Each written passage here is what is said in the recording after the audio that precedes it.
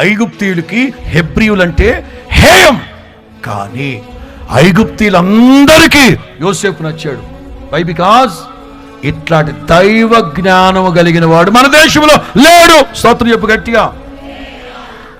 ఏ కులం రానిది? ఏ మతం రానిది? మన కులపడేనా? మన కులపడేనా? గొయ్యి తీసి నేను పాతి పెట్ట, నీ నోట్లో మట్టి కొట్ట, కులం కులం కులం. మన కులపడేనా?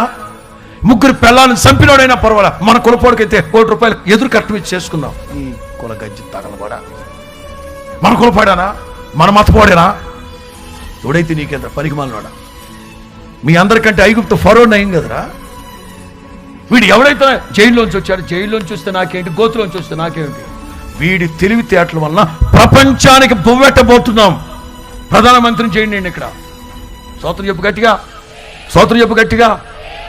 జ్ఞాన ఆధారం నేనే.